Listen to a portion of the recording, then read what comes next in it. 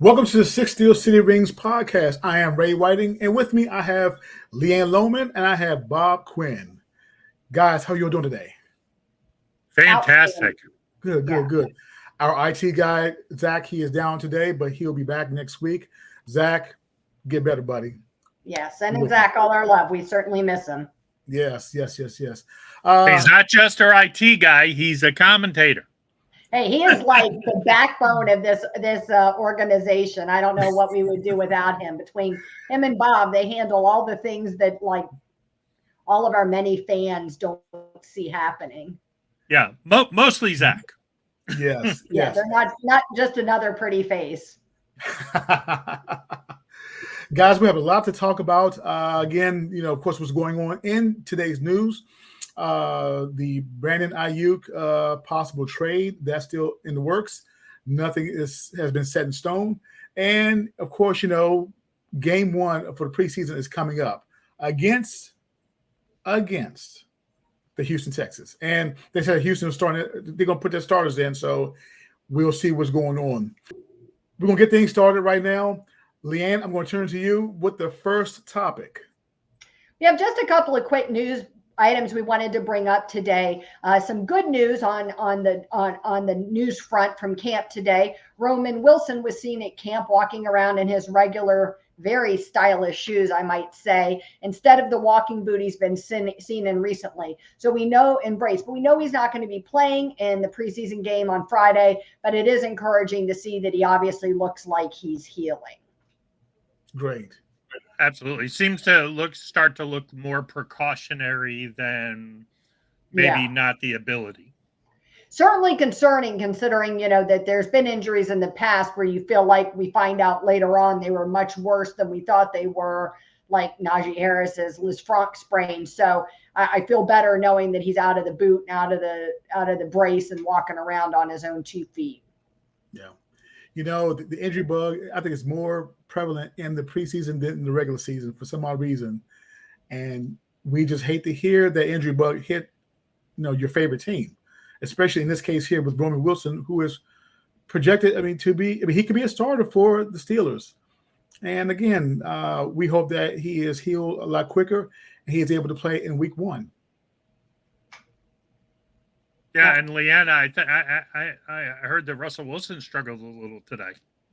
He did. That's what they said. I thought this was interesting. Russell Wilson has been dividing snaps with Justin Fields as he's been dealing with that tight calf muscle. And Brooke Pryor reported today that he was throwing with wide receiver Jacob Copeland. So, of course, he's down on the depth chart a bit, but they were struggling to get on that same page during some of the reps today. He got picked off by Grayland Arnold, who we'll probably talk about a little bit later in our preseason game preview as a person to watch. But, there were some concerns about him picking off some of those deep balls. So, certainly works in Justin Fields' favor as he's gotten kind of hotter. Maybe Russell Wilson's got a little bit colder. We'll talk about that too, but interesting to see. Yeah, and Wilson is reputed to throw one of the best deep balls in the NFL. So maybe that calf, he looked really good a couple of days ago in practice. Maybe that calf is starting to flare up and maybe he can't push off quite as well because it's definitely concerning to hear he's struggling with the deep pass. Yeah, because that's you see it's 2 different players. So, it was not just Arnold that picked him off, but it was also later, as you see below, that Peyton Wilson had managed to do the same thing in another rep. So, those deep balls seem to be eluding him. And you're right, that is one of the talents that he brings to the table. So that is a little bit concerning. This calf injury is starting to make me wonder because I did say that I did predict that Russell Wilson will be week 1 starter for the regular season. And as we mentioned, this is still lingering, it's going on and everything. And we have a few more weeks before the season starts. I did say Russell Wilson will start, but I'm starting to lean towards Justin Fields. And he's starting to look good in practice. But all eyes are on Russell Wilson as a veteran. Mike Tomlin is so stubborn. I have a hard time believing, unless Russell Wilson is really injured to the point where he can't start, I have a hard time believing that he'll back off of his pole position talk, because that's just the kind of thing he usually does. Now, he never said how long Russell Wilson would start for, so maybe it could change. Do you know what I mean? But I still think they'll give him the first shot. Okay. Yeah, absolutely. And, Wilson Fields kind of the elephant in the room as far as training camp goes. But there's an even bigger elephant in the room, the rumor that just won't die. And who knows, as of 4:45 on Thursday night when we're recording, this trade has not happened, but yeah. I guess we got to talk a little about Brandon Aiyuk. Yeah. Very little, because I am so tired of talking about Brandon Aiyuk. I mean, every week we're talking about the same thing, and will it happen? And maybe we'll know by next show, and maybe we'll be doing an update, real quick TikTok or something. And really, we've done that. We talked about this the other day, you and I, Bob, this Brandon Aiyuk merry-go-round. The Steelers are on it, the Steelers are off it, the Steelers are in it, the Steelers are out of it. I literally wrote back-to-back articles the other day from 2 different NFL insiders that they're in, that they're out. So where do we stand now, Bob? Well, I mean, it looks like the only thing we sort of know, and who knows what you ever really know in these things, but the Cleveland Browns and the New England Patriots are out because Brandon Aiyuk wants them out. Sounds like New England offered a very nice trade package and compensation. Aiyuk doesn't want to play with the quarterback situation in New England, and who knows where that's going. It's not Bill Belichick, it's Sharon Mayo, but if nobody is throwing him the ball, and reports are that Drake May has struggled in Patriots training camp, I can understand why he doesn't want to go there. Yeah. Cleveland, I heard the San Francisco local reporter asking the question of, why wouldn't you want to go play for the 2-time Coach of the Year, Kevin Stefanski, and play with Deshaun Watson? San Francisco, probably not as familiar with Cleveland as Pittsburgh fans are. There's a really good reason why Brandon Aiyuk doesn't want to go to the Cleveland Browns. James Daniels seems to be the linchpin of the deal. There's rumors that Calvin Austin's in it. There's rumors that the 2nd-round pick is in it. Mm-hmm. But supposedly San Francisco was holding out for either the first, Freiermuth, or Pickens. It would make no sense to trade Pickens for Aiyuk. Yes. Yeah. Trading Pickens would leave us in the same situation we're already in. It makes no sense. I mean, I believe that if Omar Khan was to trade either Muth or Pickens, put him in the pot here, Omar, he better just pack his bags, get him the biggest moving truck, and get out of town. I don't believe that at all. He wouldn't put both in, but let's be honest about Pat Freiermuth, because I heard Joe Starkey, I've heard Chris Mueller talk about this. You know what? To be honest, he's an expiring contract. And if you're not going to re-sign him and you've decided to move on, if putting him in the deal gets you Aiyuk, then you have to consider it, because you're not. If you don't sign him before training camp, you're probably not bringing him back. And if he has a big year in Arthur Smith's offense, he's going to command top dollar money. So then it becomes a matter of, do you want Muth or Pickens next year? So Brian Batko called him a novelty player today. He said that Pat Freiermuth is kind of a novelty player. So if the Steelers don't feel that he fits well of what they're doing in the Arthur Smith offense, then, like you said, it does make total sense to go ahead and let him go as a part of this trade package. It obviously makes no sense to trade George Pickens. And I got to disagree with you, Ray. I don't think that there's some part of this trade that goes in a direction, unless he maybe trades TJ Watt, where he gets ousted out of town, because no one gets ousted out of Pittsburgh. The organization does not care how mad the fans get about anything. We've seen that over and over again. If they did, they would have listened to either of the two of you about firing Mike Tomlin over the years, and that's never happened. So they very much, I believe, that they're on the same page in the franchise with whatever this decision is or whatever this offer is they're willing to make. They believe that what they're offering is good enough, and the Steelers are stubborn. I don't, they're not going to be the Washington Redskins of old and throw tons of money and draft picks and all kinds of things at players. I think it's going to be reasonable. And you got to give Mike Tomlin credit here, because reportedly the reason that Aiyuk is firmly saying no to Cleveland and no to New England is because he wants to play for Mike Tomlin. Everybody wants to play for Mike Tomlin. I can see Washington maybe sneaking back. But look at the tight end situation with Pat Freiermuth, where he's on his last contract, or at the end of his contract.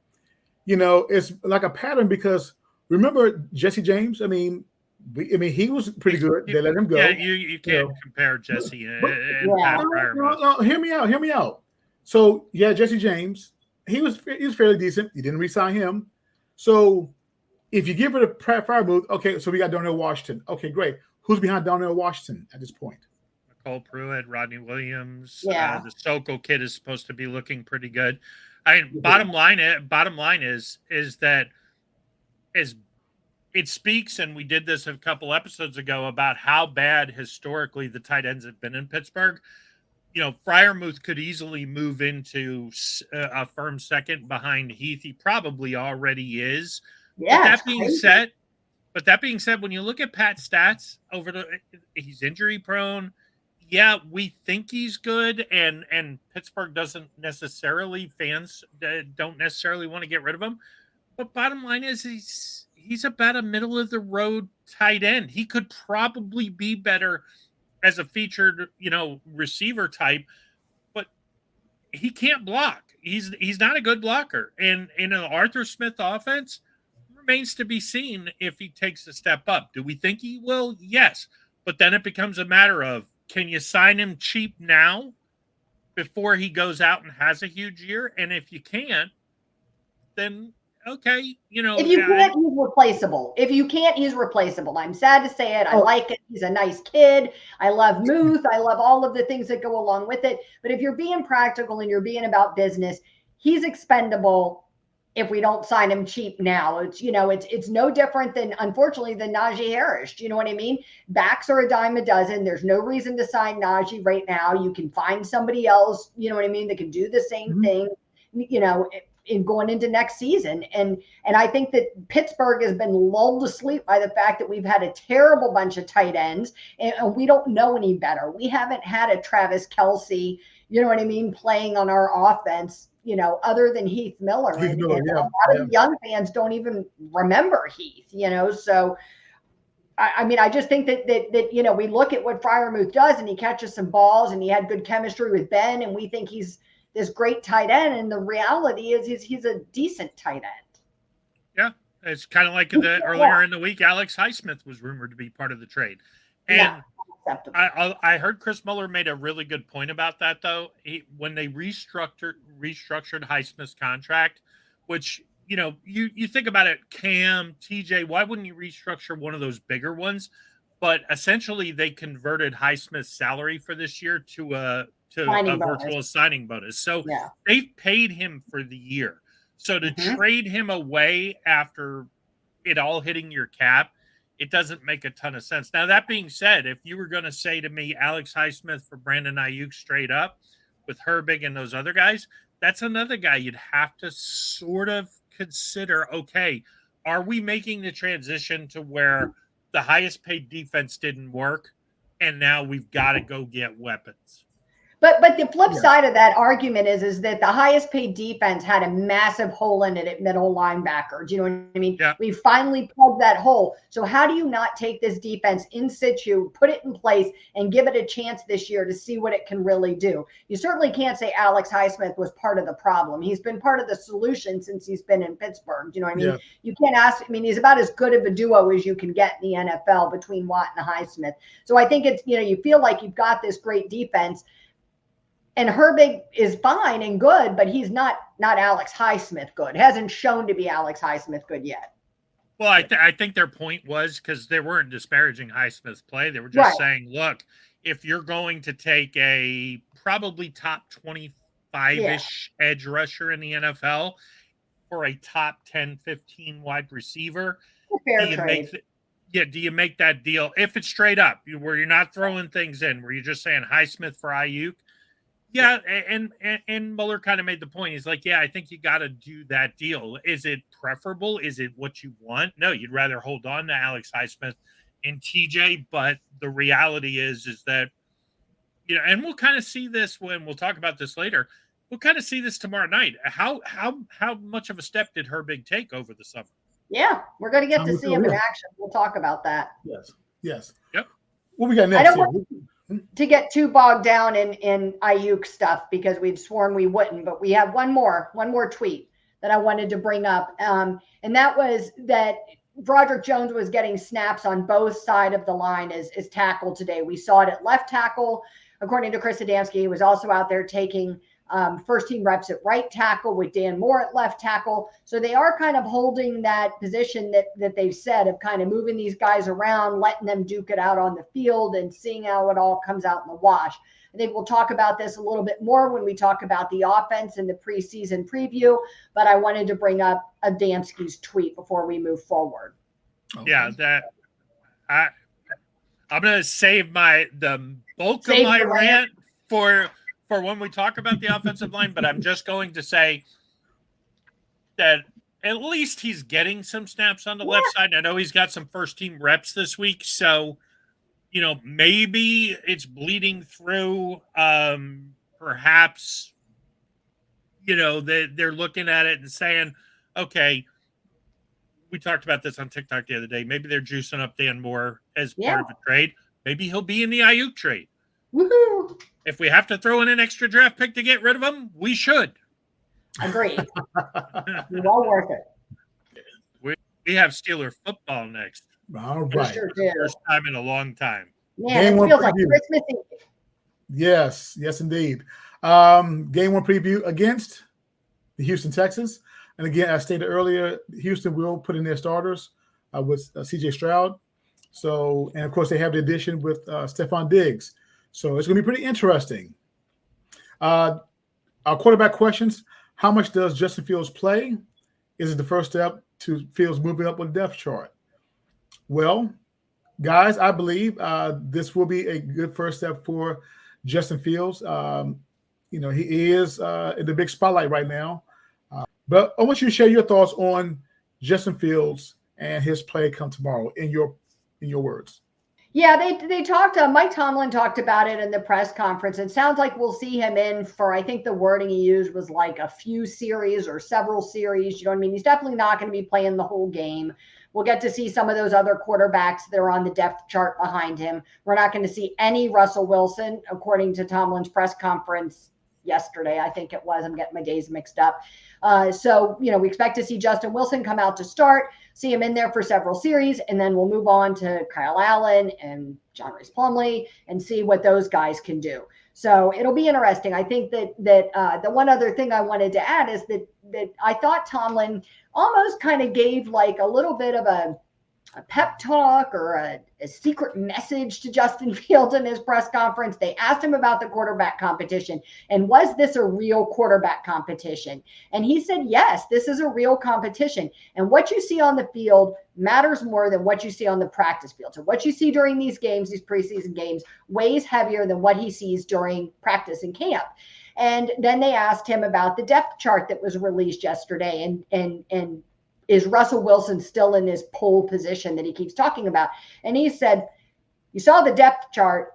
It was real, meaning I'm sticking by what I said all along, which is that Russell Wilson is still the first quarterback on the roster. So I think it'll be interesting to see. It sounded to me sort of like a secret Mike Tomlin pep talk to Justin Fields. Maybe that's wishful thinking on my part. I'm not sure, but I thought it was interesting. Maybe it's a secret message to Russell Wilson to get your crap together and stop throwing interceptions, in practice and, so you don't lose your spot, so I guess it could go either way. I mean, the good thing about Fields and him getting this opportunity is it's an extended audition. He's had an extended audition because of the injury. He's had, in 7 shots, although Russell Wilson looked at the last couple of days, he struggled a little bit today, but, Fields has made a name in 7 shots, which is, a good thing if you're a Steeler quarterback. If you're effective at punching it in the goal line and moving the ball, then great, especially if he's hard to stop. How much he'll play if he only plays a few series? I mean, how much of an advantage does that give him? I don't know if it gives him a huge advantage, but at the same time, it's another step away. It's another step away for Russell Wilson to try to catch up. And then it puts a lot of heat on him to go out and look really good in the second preseason game. Now, that being said, if Fields goes out tomorrow, 1s versus 1s, and he struggles like he did in Chicago and maybe the offense doesn't move as well, then the question becomes, and this is a point Zach has brought up several times, is it actually better for us to look bad in the preseason and play good in the regular season? Of course. If that's the case, maybe Justin Fields, look at if he struggles, could be a sign of good things to come. I refuse to read anything into whatever happens in this game tomorrow. I'm going to try to look at it individually, play by play, and look at mechanics and not worry about this big picture that we got caught up in last year. The whole fan base got caught up in the helium of how good things looked. But I will say that the one thing I do worry about, and Justin Fields, by all accounts, seems to be a very level-headed, intelligent young man who has his stuff together. But I worry about the mental health of a player that wasn't successful, comes in and starts to feel successful, and then has a really unsuccessful experience like his very first preseason game. What does that translate to for him going forward in the future if he doesn't perform well tomorrow night? Do you know what I mean? So I hope for his sake that his couple of series are successful, because I think he's building on something. And a big part of what it takes to be a successful quarterback in the NFL is to have confidence. Yeah, what I do is, when I look at preseason games, I look and see the play of the draft picks. So as of right now, I know it could be the game's going to be on the defense, because as stated, Justin Fields will probably play a few series and they're going to pull him. So apparently, the defense is really going to have to do some work tomorrow, because they're going to be against the starters in Houston. So we'll see how that plays out. Well, Justin Fields is the de facto starter because of the Wilson injury. You're right. But I don't know how seriously the Steelers are taking this from hey, we want to go out and show what our defense looks like, because I think it's Cam Hayward, Patrick Queen. I know there was a couple others that LeeAnn mentioned weren't playing. Cam, TJ, Alex, Patrick Queen, and a few others were sitting out this game. Who? Yes. How about Minka? Minka's sitting out. All those veterans are not playing. Okay. There's 7 of them that aren't playing. So, to me, that tells me, Mike Tomlin flat out said, we don't need to see what these guys can do. We already know what they can do. Do you know what I mean? There's no point in risking injury or whatever. NFL knows what those guys can do.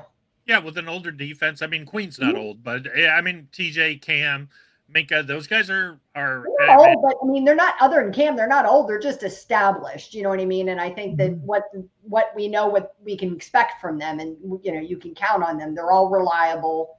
We've got all these other guys, these depth pieces that we need to see. I think we'll talk about that a little more when we get to defense. The offensive line. All right. I'll let you guys go first, because I got a lot to say about this. Ladies first.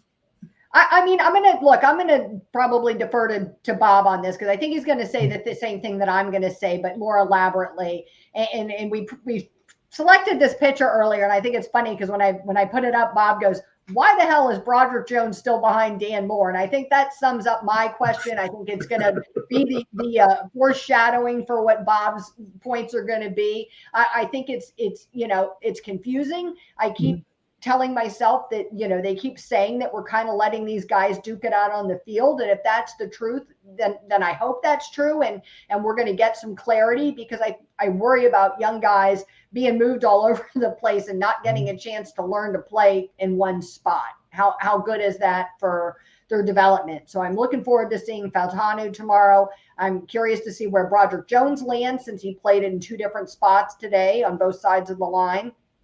Will they shuffle him around during the preseason game? Yep, it'll be interesting to see if Broderick is the left tackle at all with Justin Fields on when he's in at quarterback, or will they wait till Kyle Allen? To move him over. All eyes are on Dan Moore tomorrow. It's quite obvious. All eyes are on him, because again, he is the weakest link in the offensive line, and therefore, he has a lot to prove. I believe he's on his last leg. With that being said, we also have to look into the interior linemen as well. Can they really protect? I'm sure they can. And also, we got to look at the center position, given the fact that Mason Cole is now gone. So now we have, Zach Frazier, and we have Herbig as well. Those two at center position. So We'll see. And again, I'm sure there's gonna be a little mix and match, a little shuffle around here and there. But ultimately, all eyes are on Dan Moore Jr. and how he fare out. I believe he's gonna pull a rope-a-dope, Bob. He's gonna pull a rope-a-dope. I mean, he's gonna look flawless come to game time and everything. You know, kind of trick us. Who cares? We know what he looks like on the field. I know. Flawless in a preseason game. Who cares? He should be gone. Bob, but you know you got to shine in the preseason. I think he's gonna do what he can. No, you don't. We should not be on the field. He should not be on the field. It should be that bottom line, Broderick Jones, the guy standing behind him, is the guy who should be at left tackle. So either one of two things now, and I've said this before, is true.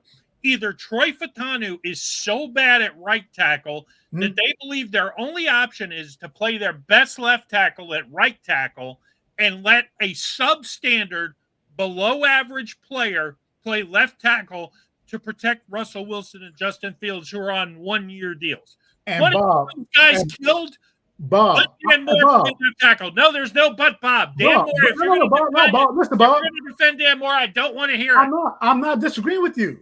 I'm not. You're preaching to the choir. But what I'm saying is, if Dan Moore's in the game, he's going to do whatever he can to keep his spot.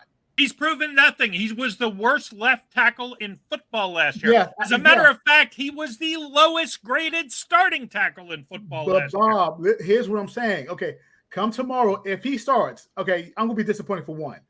And what I'm saying is, if Dan Moore starts the preseason, he's going to do whatever he can to try to keep his spot. That's all I'm saying.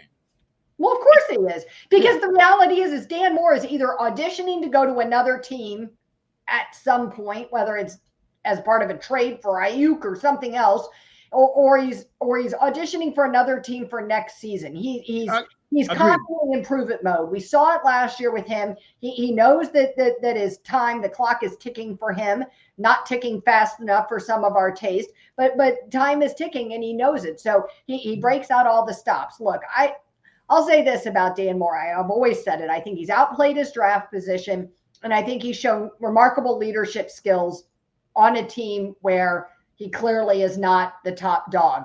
But I still worry what I said before about how confusing this is to be shuffling guys all around. Last year, we had this kind of definitive plan that we were going to let Dan Moore start. We were going to give Broderick Jones a little time to develop. Do you know what I mean? And then when he was ready, he was going to come in. And then things got messed up with the core four getting benched. So it makes me wonder this year, it feels like there's not a plan, and I understand that we're not privy to everything, but that there's not a plan for how we're working Fautanu into this lineup and then what that means for Broderick Jones. Right.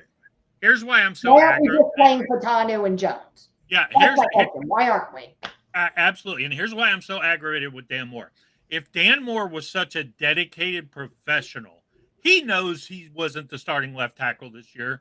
He had all offseason to get ready. Frankly, he's had 4 years to get ready to play the right side. And he can't play it. He is still being put in at left tackle, which means we have to presume he is so bad at right tackle that the only way they can put him on the field is at left. That's not a professional that I want in Pittsburgh. Yeah. If he can't play both sides, get him out, get him gone. Now, that being said, maybe they're showcasing him one more time, hoping that somebody will trade for him. Like they did with us. Like, ooh, we didn't know we could have Dan Moore. Yeah, I mean, but then again, these teams are all using Pro Football Focus, who don't get me started on how dubious they are. But the bottom line is, these teams all put stock in their grades. He is the worst graded starting tackle, not just left tackle, period, in the NFL. Yeah, I don't want that guy in Pittsburgh. I understand, Bob. I mean, and again, I'm not disagreeing with you on that. I mean, I'm sure more than likely Dan will be starting tomorrow. I'm just saying. And all eyes will be on him. We'll see. Yeah. Well, and then again, too, the other thing, we got to look at Zach Frazier, what he's going to look like tomorrow when he gets to play. He's definitely not playing as a starter. So will he get some reps when the starting offense is still in there? I want to see Mason McCormick because apparently, the rumors are, going back to the Aiyuk thing, is the reason they drafted Mason McCormick is because they had planned to trade James Daniels back at the draft. So they drafted Mason McCormick with the idea that he was going to come in and compete with a guy like Spencer Anderson, starter. And Sayamalu won't be playing tomorrow. He was one of the 7 that was listed as a resting starter. Oh, okay. That should be interesting. Increase McCormick's opportunity to get in the field. Well, actually, from what I saw in the depth chart, I think Spencer Anderson is the backup left guard, so we'll probably see him but I figure they'd still work him in more often if Sayamalu's out. Yeah. I mean, the way they're moving everybody around. I just want to see if the bully ball translates because his tape is ridiculous. It is. It really is. Wide receiver depth chart, does Calvin Austin III or Van Jefferson training camp performance translate? Interesting. I'll say I'm very curious to see what Van Jefferson does tomorrow. I thought I was going to roll into this preseason game like waving my CA3 towel, ready for this kid to blow the roof off. I've been a fan of his since college. I was really excited when the Steelers got him, really sad when he got hurt. And I was really hopeful to see that this year would finally be the year with Deontay Johnson being gone, that he would really take this step up. Do you know what I mean? And to be ready to play a little bit more on offense. But Van Jefferson has looked really good in training camp. And a lot of the Pittsburgh media feels like that he's risen to the top as the clear number 2 over the past week or so, or past 2 weeks. And I think it'll be interesting to see, like Bob said, does it translate to a preseason game tomorrow against the Texans, against their starters? What does he look like? And was he just kind of misused or misjudged in the past? Yeah, I'm personally really curious to see how much they throw the ball. I mean, even with I know they want to get a look at Justin Fields, but I'm curious because you don't want to give away too much during the preseason. And a coordinator like Arthur Smith, who's so experienced, is probably going to be pretty vanilla. I don't think we'll see a lot of run pass options or anything really substantial. I mean, I think he'll want to show that the offense is competent. But the guy likes to run the football, so it may very well be that he just shows off with 12 person. And now that being said, that's another reason. Just going back to the offensive line real quick. If you throw Dan Moore out there and you put Pat Freiermuth on Dan Moore's side, and all of a sudden Najee looks terrible, gets stuffed 2 or 3 times, or Jalen gets stuffed 2 or 3 times, headed to the left, where Sayamalu, theoretically, you could have Sayamalu, Broderick Jones, Darnell Washington. Then it becomes interesting, especially if on the right side, they throw Darnell on the right side like they did a lot last year, and it's Daniels playing. I'll be curious to see how much he plays, but, McCormick, Broderick, Darnell, if that side gets a big push, then I think you'll automatically just have to assume that, hey, that could be a real death knell. To tack on to that, Jefferson has shown that he's a very eager and willing a blocker during camp too. So that's been kind of nice to see. Do you know what I mean? To see him out there in that role. I mean, he has expressed to the media and he's shown on the field that he's out there to do whatever he needs to do to help his team out. And that includes blocking, which was an issue in the past. The time will tell between the two come tomorrow. But like I said, it's going to be a good battle between the two and how they fare out against Houston. And again, they have a pretty good defense. So we will see how that looks. And again, I'm going to predict who will win the battle between the two. I'm going to say Calvin Austin III. I predict. Yeah, I think they're both placeholders for Roman Wilson. If we don't do the Aiyuk trade, Roman Wilson is probably the number 2. It'll be interesting to see. I mean, we haven't really seen a lot of Roman Wilson in action, you know what I mean, other than a little bit at the start of camp. So hopefully I'm hoping that he's healed and ready to come in for the next preseason game, maybe, because it'd be nice to see a little bit of him on the field. Yeah, him being out of that walking, but I think there's a better than average chance. I agree. Game too. Extended look at Peyton Wilson. Is he a game breaker? 2 words. Hell yes. I'm sorry. Yes. As mentioned, LeeAnn, you say the hole is plugged up. It's in the middle. Peyton Wilson, again, he's playing lights out. Is he the second coming of Ryan Shazier? We'll see. But that guy, he's explosive back there. So I mean, I like Peyton Wilson back there. And again, I'm just looking forward to seeing him tomorrow and see how he fares out as well. What are your thoughts on that? Well, he's explosive in training camp. We've seen that, and he was explosive in college. Yeah. Tomorrow we'll get to see, and it sounds like he's going to play an awfully lot because Patrick Queen is out, and Landon Roberts is going to play some. But typically, I'm guessing the second team defense will be completely on the field. Probably by the end of the first quarter. So Peyton Wilson could very well play 3/4 to the entire game. And if the speed translates when he's playing against CJ Stroud and the starters, great. If the speed doesn't start translating till the second quarter, then you have to kind of look at it. But he probably tomorrow, as far as on the field guys goes, outside of from a defensive perspective, outside of a guy like Nick Herbig, is probably going to stand out from a speed standpoint. I know, I think it was Jeff Hathorn when he was asked earlier on the Joe Starkey show, what's a player who we may look at, after the game tomorrow and say, wow. And he said Peyton Wilson. And with his speed, he could very well be. But, I'll be interested to see, does it come against in the first quarter or does it not show up till the second or third?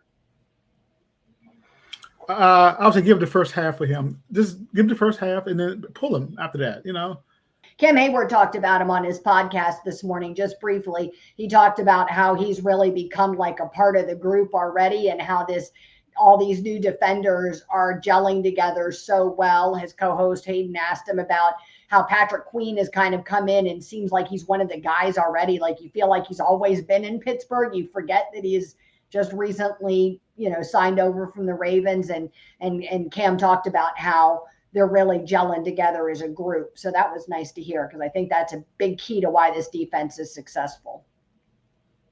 Yeah, it's going to be exciting to watch. I think Joey Porter Jr. is going to play a little bit tomorrow. Is that right, LeeAnn? He wasn't listed as, among the group of players who were getting to the, senior player rest. So I'm assuming he's going to be in there some. Yeah, that's another, and I'm assuming Dante Jackson will be in there for a little bit too. Yeah. Which brings us to our next one with Beanie Bishop. I know he's number one on the depth chart right now, but are the Steelers really going to go into a season where they're supposedly all in with an undrafted free agent as a nickelback? So yesterday during his press conference, Mike Tomlin was asked about Beanie Bishop and the fact that, he's listed as number one on the depth chart, considering that Cam Sutton is out with his suspension. He won't be playing, even though he's been practicing at camp. He's allowed to do that. And then Braylon Arnold apparently had some kind of minor injury, and there was question about whether he would be playing or not. He's listed as number 2 currently. And they asked Mike Tomlin, what has Beanie Bishop done to earn that number 1 position? And his answer was interesting. He said, you already said it. Those guys are not playing. And so that kind of made it sound like this isn't so much about what Beanie Bishop has been doing so well, but more that he's the last man standing kind of thing to take this nickel position. So I thought that was interesting wording on his part. Mike Tomlin is very careful about what and how he says things. So I thought that was interesting wording. He did go on to give Bishop credit for how hard he's worked and, his tenacity and, his overall play has been solid. So it wasn't like he was saying he wasn't performing well. But Bishop has been getting a lot of attention and credit from the Pittsburgh media for, this surprising gameplay. I know that he's got a large group of followers who believe that he should have been drafted. He wasn't. He's an undrafted free agent. So I agree with you. I think it'll be interesting. He'll definitely see him tomorrow night. We may see Grayland as well. It'll be interesting to see how he performs, against pressure from a legitimate team, another legitimate contender. Yeah, greatest ability is availability, and it sounds like he's got that right now. Yeah. I'm really interested to see. I know Joey and Dante are probably going to play a little bit, but I'm really interested to see Corey Trice and Darius Rush, where they are as far as, have they taken a step up? We've never seen Trice on an NFL field, so it'll be interesting. I also want to see, has Darius Rush, is he has he stepped into it a little bit more? I mean, if he'd stayed one more year in college, he's probably a third or fourth round pick this year. But instead, he's on his third NFL team. He's got a lot right. He's got to make this work. And him being right behind, Dante Jackson, I like the idea of it. And I was high on him coming out of college. I like Corey Trice. I still think ultimately long term, because of his size, he ends up as a safety. But that being said, I'm really excited to watch the secondary and see how much Porter and Jackson play. Yeah. We'll see with Beanie Bishop. I mean, do I think he's going to be the nickel back on opening day? No, I think they'll find somebody else. I mean, ultimately, nice story. Probably going to make the team. I hope he's good on special teams. Yeah. Maybe he grows into it, but a 5'9" nickel back, I'm a little worried about. I'll say this, the Steelers, if anybody can find an undrafted rookie free agent to bring into a team and polish him into a beautiful, diamond. I mean, it's the Steelers. They do it all the time. Brian Batko said this morning too, he was on the Believe in Steelers podcast, that fans should also be keeping an eye on Grayland Arnold, that he has some experience in the NFL and that he's been showing some solid skills in camp. He also brought up Thomas Graham Jr. and said that fans shouldn't count him out. He's listed, I think, as left cornerback third on the depth chart or something like that. But he's another one. I believe he's a rookie. And he said that, he's somebody else that we should be looking at. Yeah, absolutely. Potentially interesting. Here's my take on Beanie Bishop. This is coming from a fan's perspective. Call me crazy for saying this. Mike Tomlin has always had this connection with WVU, going back to the former coach Bill Stewart, who passed away a number of years ago. And the thing is, there's always been some sort of connection between the two. And for Beanie Bishop to come out of West Virginia, and the way he's looking right now in training camp, I believe he will be the opening day nickel undrafted free agent. I believe he will be on the roster. Yeah, but that means that our defense is right off the bat a little bit handicapped, because you got a rookie 5'9" nickel covering slot receivers. I mean, professional quarterbacks are going to carve him up. He's too small. He's just too small. You can get away with it in the nickel. I mean, personally, I think he's more of a dime guy. But I mean, bottom line is, if you're and you play three corners a lot in the NFL now, you play three corners more than you play your base defense.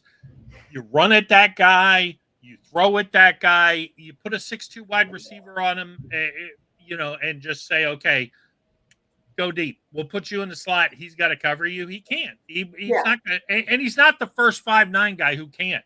There's been small quarterbacks, Terrell Buckley, back in the 90s and 2000s, when it was on Super Bowl teams, and they picked on him. You got an under 6 foot quarterback at this time. At this point, you're going to get picked on, because let's say you got George Pickens running down the field. Mm-hmm. You can't cover that guy with a little guy. All you got to do is throw it up and let him catch it, and he's going to out jump him. I will say that he's getting a lot of comparisons to Mike Hilton. So, they're like the same size, about 4 pounds apart or something. They were the same height. And so, Steeler fans love the comparison to somebody else who was once successful. And so that's a lot of the comparison that I've been hearing, is the similarities to Mike Hilton. It'll be very interesting to see how it plays out. I agree with Bob. I think it's a great story, and it's a compelling story, and is a guy you definitely want to cheer for. He's such a good kid, but it'll be interesting to see how he's able to hold up against some legitimate offenses.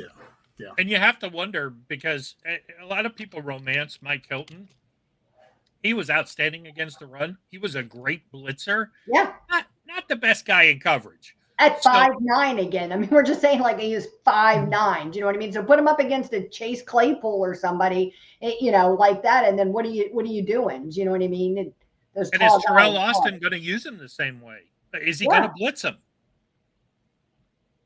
That's true. It's a whole different defense. Yes. Absolutely. What else we got? All right, our final topic. Woohoo! Is this the first step towards starting for Keanu Benton? God, I hope so. God, I hope so. I want it to be. The time is now for Keanu Benton. He has to come out the gate smoking. I believe. Again, he has some big shoes to fill. However, again, if he does perform like the Steelers want him to, then Cam Hayward to me is out the door. And I already think I thought last year in his limited action, and this is an issue I have with the coaching staff with this whole rookie thing. I already thought Benton was our best defensive lineman last year. Not to say Cam Hayward was bad, not to say Larry Ogunjobi was bad. I just think Keanu Benton was that good. Yeah. So I think he is our best defensive lineman going into this season, and I want to see him on the field. And, when they go into 2 lineman packages, if you want to keep Cam and Keanu out there, great. You want to keep Keanu and Larry Ogunjobi out there and rotate Cam and Ogunjobi, great. I don't want to see a lot of packages where it's just Ogunjobi and Cam and Keanu Benton is standing on the side. Yeah. Yeah. I thought it was interesting to hear it and reassuring to hear guys like Ike Taylor talking about Benton and his skill set and how he's got that dog in him and he wants this so badly. He's working so hard and he's making all these strides and growth. You know what I mean? So you love to hear that. I mean, this is a kid who was a 2nd round draft pick. He's got a lot of raw talent. You know what I mean? He looked to me last year like somebody, like Bob said, that was probably one of our best defensive linemen, but still needed some polishing. The NFL is a tough place. And so I think that he's getting there. And I think that he's our only succession plan right now on the defensive line. So I don't know that I agree with Ray that Cam Hayward's just going to be walking away because we don't have anybody to come in and, we don't have the depth to just get rid of Cam. So, and I think that there's some benefit for having a guy like Cam and his experience to help continue to shape and grow that defensive line, even if he isn't starting, he isn't going in every snap. Yeah, Wisconsin guy, 2nd round pick, 2nd year. He looks like he had a high motor last year. Like I said, I firmly believe they misused him last year. There was plenty of times I think we would have been even better against the run if they'd kept him out there a little bit more. DeMarvin Leal is supposed to be having a really good camp, which would be nice because he's kind of disappeared through the first two or 3 years of his career. He's also, let's face it, he's in a contract year. Is he going to start? No, not unless something catastrophic happens. But if he can show himself as a meaningful piece, I think we can finally say goodbye to Isaiah Loudermilk if Leal can step in and kind of be that, okay, I'm the 4th guy. I'm the rotational guy. And I think that he sets himself up for a nice, 2-3 year extension after the season if he plays well. This is his maker. This is 100% his make or break it year. Like enough is enough already with this like mediocre back and forth BS. You know what I mean? I agree with you. I think he's got to come out and show us that he's able to cement himself there in the depth chart and be a consistent piece. Yeah, I totally agree. Give me your 5. Your 5 defensive linemen to keep. Give me a 5. I think they'll keep 6. But Hayward, Benton, Ogunjobi are no brainers. Montravius Adams, I don't think is that great, but he's a solid backup. I think they like him for some reason. Yeah, I mean, and he's played well in the past. I mean, he a couple of years ago, Ben's last year, he really, when they signed him, he really helped solidify the defensive line that year. Not that they were great after that, but they were better. Probably Leal makes the team, and 5. Okay, yeah, you said 6. Okay, who's 6? I have to see Logan Lee on the field tomorrow. I think he ends up being a practice squad guy, but could he overtake Isaiah Loudermilk, who was, a Colbert gem? Yeah, probably. I mean, it's Loudermilk or Lee to me. Yeah. Maybe Braden Fehoko if he has a really outstanding, couple of preseason games. LeeAnn, I agree with Bob. I mean, being redundant, I agree with Bob. I think that we've got some question marks there in the back end of that depth chart, and I don't think we have the answers for them. So I think making predictions now is just picking my favorite guys. You know what I mean, or basing it off of what I saw last year. When I'm hoping some of those guys have made some significant growth in the offseason. So I think Fehoko is one that I thought had a lot of potential. And it'll be interesting to see if he is able to kind of to meet that and take that next step, because we need those guys to either take that next step and then we need to be looking this offseason, next offseason, I should say, after this season, at rebuilding our defensive line with the same energy that we put into rebuilding our offensive line, drafting some early guys, maybe picking up some solid free agents. I mean, yeah, defensive line it was a low key need in the 2024 draft. I mean, Logan Lee, there's some things to like about his game. We'll see if it translates. I think he's a spend a year on a practice squad, maybe open eyes next season. Or like Spencer Anderson, he's like at the bottom of the roster, and maybe he impresses people in practice.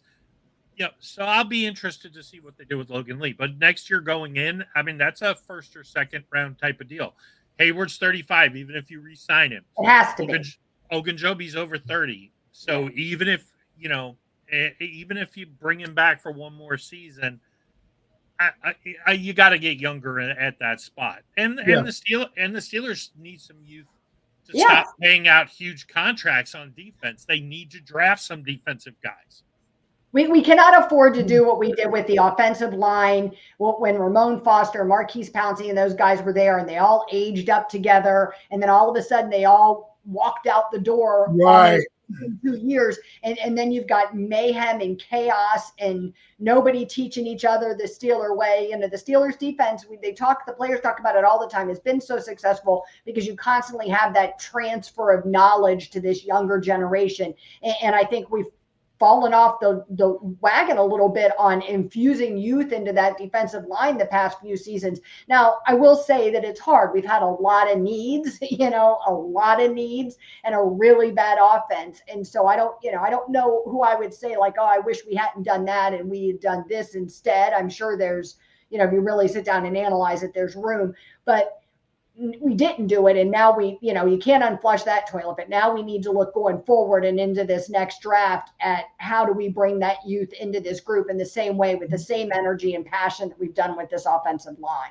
But LeeAnn, you said something, you brought up something that was pretty interesting. You said that no one really works with the younger players.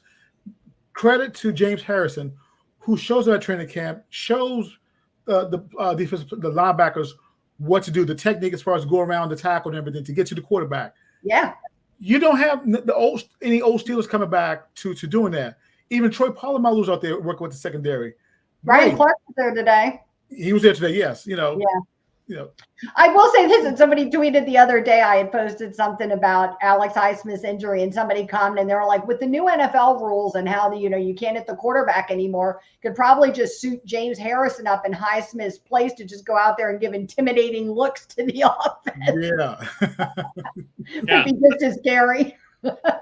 I mean, but it's a changing NFL, and the Steelers, and it's cyclical. All the Steelers stars were on defense. Yeah. So you spend $85 million on the defense, you get a top 10-ish type unit. We'll see if they're, with the way they're paid, they should be a top 3 or 4 unit. And if they are, and the offense can depend on them this year, to be shut down while they go through any growing pains the first few games, okay, fine.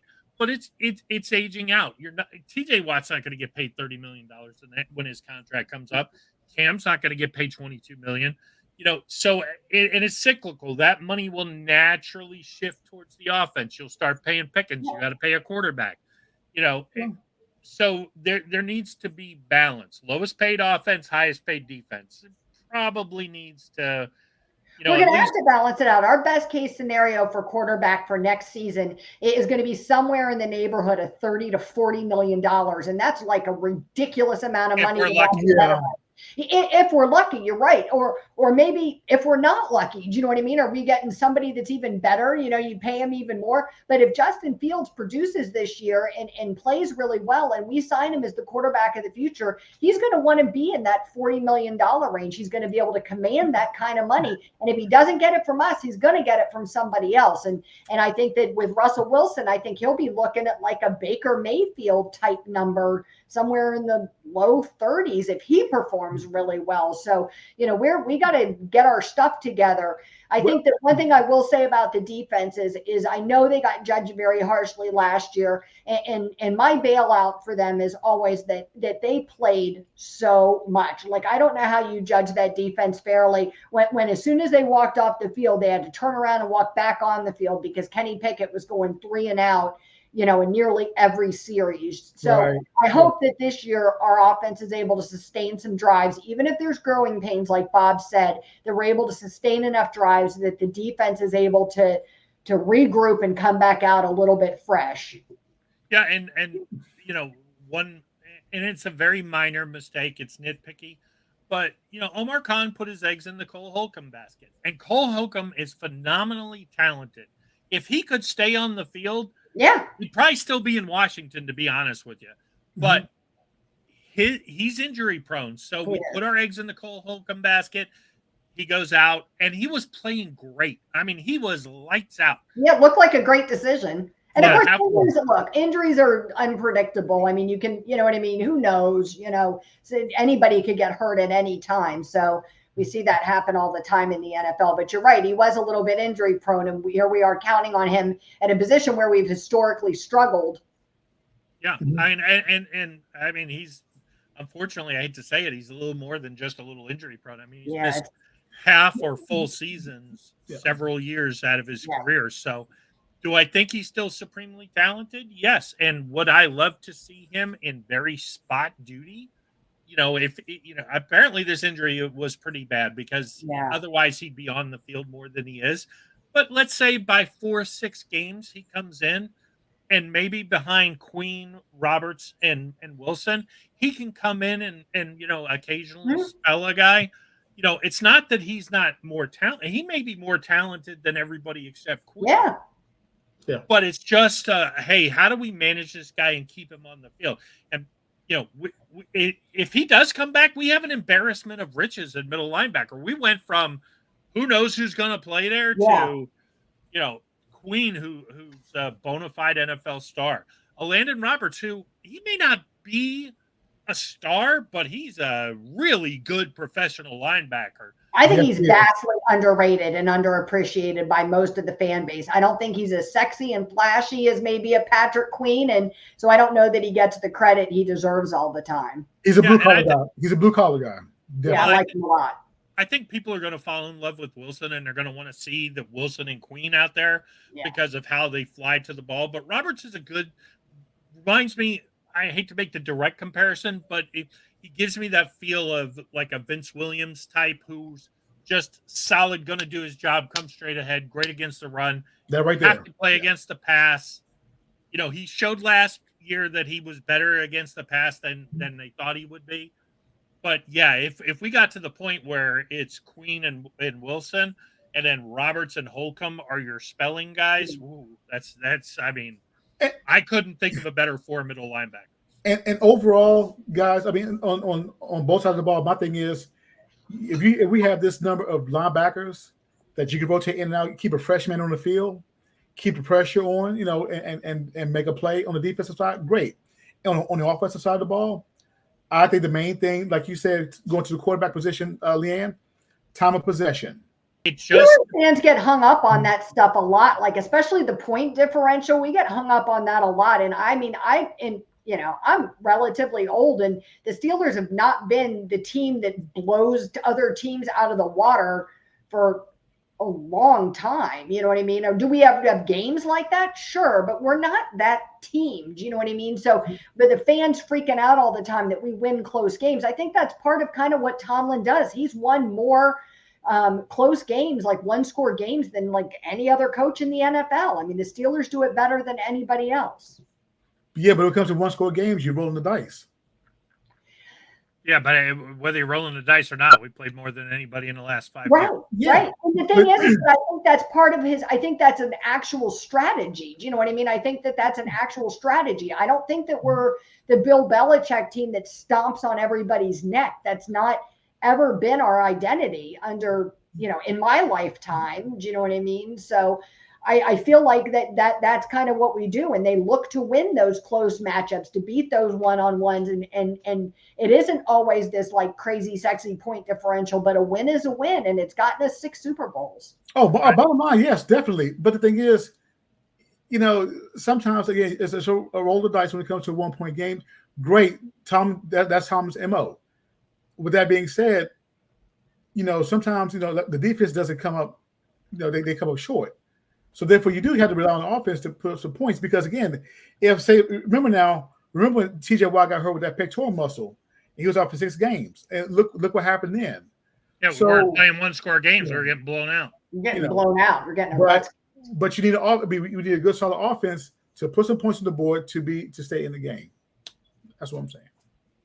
Guys, we appreciate so much all of you watching the show, taking the time to listen to what we have to say. We hope that you will comment, let us know what your thoughts are. What matchups are you looking forward to seeing in the game?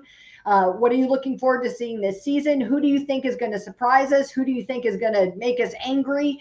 Above Ray's head, you see our link tree with all of the different links to all of our social media sites for the podcast. Also, all of our hashtags are below our names. You can follow all of us on social media. You can email us, send comments, but please like the podcast, share, subscribe. It really helps the algorithm to get us to show up on YouTube for other fans. And just know that we appreciate you.